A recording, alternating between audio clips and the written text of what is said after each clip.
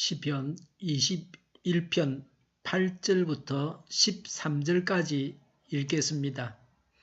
임금님의 손이 임금님의 모든 원수를 찾아내며 임금님의 오른손이 임금님을 미워하는 자를 사로잡을 것입니다. 임금님께서 나타나실 때에 원수들을 불구덩이 속에 던지실 것입니다. 주님께서도 진노하셔서 그들을 불태우시고 불이 그들을 삼키게 하실 것입니다. 임금님께서는 원수의 자손을 이 땅에서 끊어버리실 것이며 그들의 자손을 사람들 가운데서 씨를 말리실 것입니다. 그들이 임금님께 악한 손을 뻗쳐서 음모를 꾸민다 해도 결코 이루지 못할 것입니다. 오히려 임금님께서 그들의 얼굴에 활을 겨누셔서 그들이 겁에 질려 달아나게 하실 것입니다. 주님 힘을 떨치시면서 일어나 주십시오. 우리가 주님의 힘을 기리며 노래하겠습니다. 아멘. 전쟁에서 승리를 노래한 시입니다. 전쟁에서 승리하고 돌아와 부른 감사 찬송입니다. 앞으로 왕의 승리를 기원한 노래입니다. 8절에 임금님의 손이 임금님의 모든 원수를 찾아내며 임금님을 미워하는 자를 사로잡을 것입니다. 9절에 원수들을 불구덩이 속에 던집니다. 불구덩이는 도저히 제어할 수 없는 극심한 진노, 혹독한 재앙을 말합니다. 불 속에서는 모든 것이 사라지고 맙니다. 태워서 없애버립니다.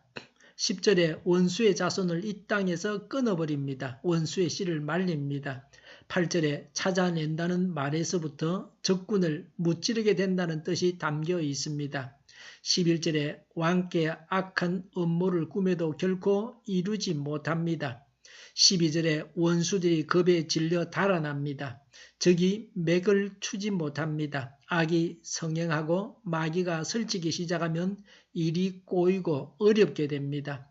적과의 싸움에서 완전한 승리를 합니다. 더 이상 적의 공격을 두려워하지 않아도 됩니다. 7절 말씀대로 하나님을 의지하고 하나님의 사랑을 확신하기 때문에 어떤 고난과 위험을 당해도 언제나 승리의 노래를 부를 수 있습니다. 우리는 지금도 승리의 노래를 부를 수 있습니까? 지금도 적을 멸할 것을 믿습니까? 특히 어려움을 당할 때도 적을 멸할 것을 믿을 수 있습니까? 우리의 적은 누굽니까? 다윗 당시에는 이스라엘과 싸웠던 적국입니다. 다른 나라와 싸워서 이겨야 합니다. 다윗 왕국은 이스라엘 역사에서 가장 영토가 넓었습니다. 그 이전에도 이후에도 그런 영토를 가지지 못했습니다. 이렇게 된 것은 다윗이 전쟁을 해서 주위의 적들과 싸워서 이겨서 차지한 것입니다. 이렇게 해서 하나님께서 주시겠다고 약속하신 땅을 다 차지했습니다.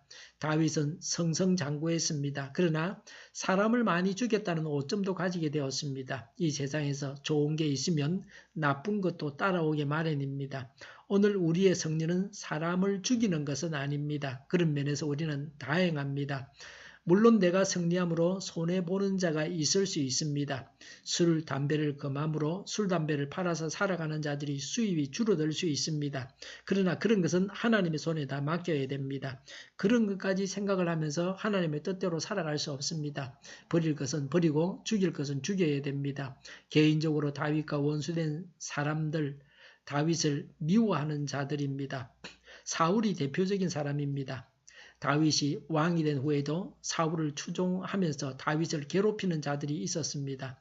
한때는 요압도 다윗이 함부로 심판할 수 없는 자였습니다. 요압이 다윗의 허락도 없이 다윗이 살려보낸 자를 죽이기도 했습니다. 지금 우리는 내가 미워하는 자를 원수라고 해서는 안 됩니다. 왜냐하면 원수를 사랑하라고 예수님은 말씀하셨습니다. 적이 누군지를 잘 파악해야 합니다. 허다한 경우에 적이 누군지를 모릅니다. 그러니 영적인 전쟁에서 패하고 맙니다. 적을 알고 나를 알아야 합니다. 원수 마귀가 적인 것은 틀림이 없습니다. 하나님을 대적하는 세상과 내 속에 있는 죄가 적입니다. 누가 싸우느냐? 이스라엘의 거룩한 전쟁은 언제나 하나님께서 싸우시는 것입니다. 그래서 싸울 힘을 주소서라고 하지 않고 13절에 힘을 떨치시면서 일어나 주십시오라고 했습니다. 내 힘으로 문제를 극복하려고 하지 말고 하나님을 의지해야 합니다. 그러면 염려 없이 승리를 확신할 것입니다.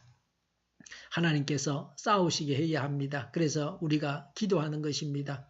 하나님의 마음에 들어야 합니다. 생각과 계획과 행동이 하나님 마음에 들어야 합니다. 그러면 원수도 하나님께서 책임지고 갚아주십니다.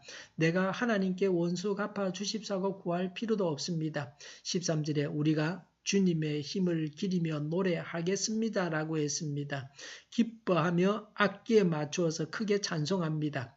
오직 하나님을 찬송합시다. 찬송할 때 하나님께서 기뻐하시고 우리를 위해서 대신 싸우십니다. 그리스도인은 하나님께서 이루신 승리를 누리는 사람들입니다.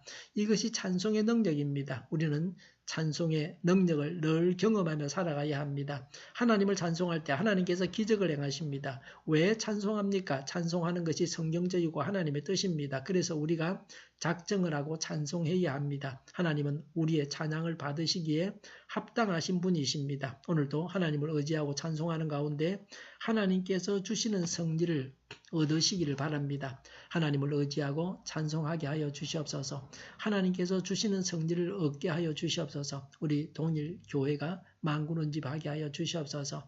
예수 이름을 명하노니 모든 병만은 물러가고 몸의 모든 부분들을 온전하게 될지어다. 신유의 기적을 베푸셔서 지금도 저희의 질병을 고쳐 주시옵소서. 저희와 교회와 이 나라의 민족을 불쌍히 여겨 주시옵소서. 독재 정권이 무너지고 적화 통일이 되지 않고 평화 통일을 이루게 하여 주시옵소서. 전쟁 위험이 사라지게 하시며 핵으로 무장해서 균형을 유지하게 하여 주시옵소서. 신앙의 자유를 늘 누리며 살게 하여 주시옵소서. 하나님을 대적하는 세력들이 바로 망하게 하여 주시옵소서. 국회와 정부가 하나님 기뻐하시는 법만을 만들게 하시며 반성경의 모든 법과 영과 내유가 지구상에서 즉시 철폐되게 하여 주시옵소서. 나쁜 인권법이 폐기되게 하여 주시옵소서. 대통령이 통치를 잘하게 하여 주시옵소서. 지진이 나지 않게 하시며 출산율이 올라가게 하여 주시옵소서. 자녀를 낳고 살만한 성적으로 건전한 나라가 되게 하여 주시옵소서. 에너지 정책, 재활용법 정책을 제대로 세워서 집행하게 하여 주시옵소서. 늘 맑은 공기를 마실 수 있게 하여 주시옵소서. 밤에 이슬 기도회를 주관하여 주시옵소서. 교회령하는 말걸음을 주장하시고 인도하여 주시옵소서. 악한 것이 첨차지 못하게 하여 주시옵소서. 오늘도 주 안에서 차고 넘치는 삶, 복된 삶을 살게 하여 주시옵소서. 감사와 찬양을 주님께 돌려드리며 예수님의 이름으로 기도하옵나이다. 아멘.